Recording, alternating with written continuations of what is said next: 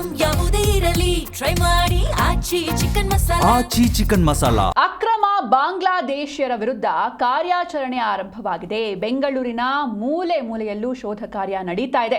Police ಆಯುಕ್ತರ ಆದೇಶದ ಮೇರೆಗೆ ಈ ಒಂದು ಕಾರ್ಯಾಚರಣೆ ಆರಂಭವಾಗಿದೆ. ಅಕ್ರಮ ವಲಸಿಗರು ಅಥವಾ ಈ ಬಾಂಗ್ಲಾದೇಶಿಯರ ವಿರುದ್ಧ ಕಾರ್ಯಾಚರಣೆ ಆರಂಭವಾಗಿದೆ.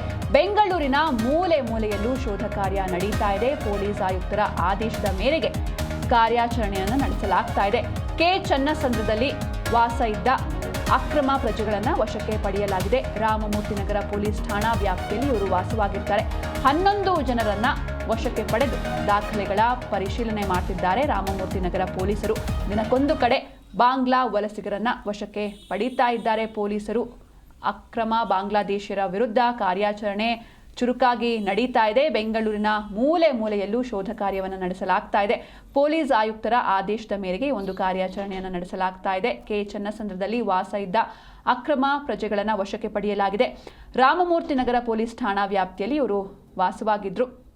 11 ಜನರನ್ನ ವಶಕ್ಕೆ ಪಡೆದು ದಾಖಲೆಗಳನ್ನು ಎಕ್ಸಾಮಿನ್ ಮಾಡ್ತಾ ಇದ್ದಾರೆ. ಈ ಬಗ್ಗೆ ಹೆಚ್ಚಿನ ಮಾಹಿತಿಯನ್ನು ನೀಡ್ತಾರೆ ನಮ್ಮ ಪ್ರತಿನಿಧಿ ಮಂಜುನಾಥ್. ಇನ್ನು ಅಕ್ರಮ ವಲಸಿಗರ ವಿರುದ್ಧದ ಕಾರ್ಯಾಚರಣೆ ಯಾವ ರೀತಿ ನಡೀತಾ ಇದೆ ಅಂತ?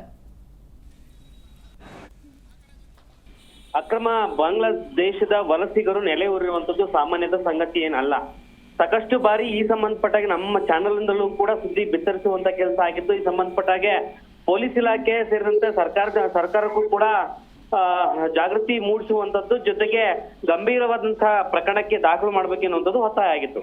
ಇದರ ನಡುವೆ ಇದೀಗ ಸೀಮಂತ್ ಕುಮಾರ್ ಬೆಂಗಳೂರು ಪೊಲೀಸ್ ಆಯುಕ್ತರ ಆದೇಶದ ಮೇರೆಗೆ ಪೊಲೀಸ್ ಇಲಾಖೆ ಕಟ್ಟೆಚ್ಚರ ವಹಿಸಿಕೊಂಡು ಎಲ್ಲೆಲ್ಲಿ ಈ ದೇಶದ ವಲಸಿಗರು ಬಂದು ನೆಲೆಯೂರಿದ್ದಾರೆ ಬೆಂಗಳೂರಿನಲ್ಲಿ, ಅವರನ್ನ ವಶಕ್ಕೆ ಪಡೆಯುವಂತ ಕೆಲಸ 2-3 ದಿನಗಳಿಂದ ಆಗ್ತಾ ಇದೆ.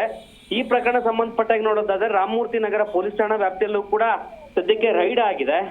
ರೈಡ್ ಆದಂತಹ ಸಂದರ್ಭದಲ್ಲಿ 8 ಬಾಂಗ್ಲಾದೇಶದ ವಲಸಿಗರನ್ನ ವಶಕ್ಕೆ ಪಡೆದು ಅವರ ದಾಖಲಾತಿಗಳನ್ನ ಪರಿಶೀಲನೆ ಮಾಡುವಂತ ಕೆಲಸ ಆಗಿದೆ. ಮೊದಲಿಗೆ 8 ಜನರು ಸಿಕ್ಕಿದ್ರು. ಅದಾದ ನಂತರ ಒಬ್ಬರು ಎಸ್ಕೇಪ್ ಆಗಿದ್ರು ಅನ್ನುವಂತ ಮಾಹಿತಿಗೆ ಅವರನ್ನು ಕೂಡ ಕರ್ಕೊಂಡು ಬಂದು ಒಟ್ಟು 11 ಜನರ ವಿಚಾರಣೆ ಸದ್ಯಕ್ಕೆ ಆಗ್ತಾ ಇದೆ.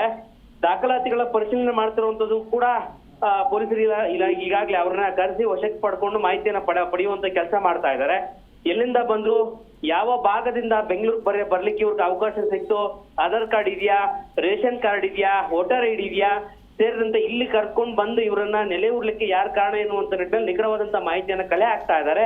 ಅವರು ಒಂದ್ ವೇಳೆ ಬಾಂಗ್ಲಾದೇಶದ ವಲಸಿಗರೇ ಆದಲ್ಲಿ ಅವರನ್ನ ವಶಕ್ಕೆ ಪಡೆದು ಕೋರ್ಟ್ಗೆ ಅವರನ್ನ ಸಬ್ಮಿಟ್ ಮಾಡುವಂತ ಕೆಲಸ ಕೂಡ ಆಗುವಂತ ಸಾಧ್ಯತೆಗಳಿದಾವೆ.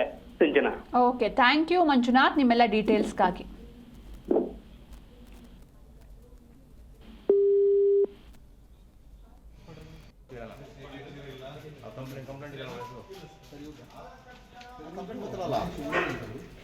ಕಂಪ್ಲೇಂಟ್ ಬಂದಾಗ ಕಂಪ್ಲೇಂಟ್ ಕೊಟ್ಟಿದ್ರು ಮಾಹಿತಿ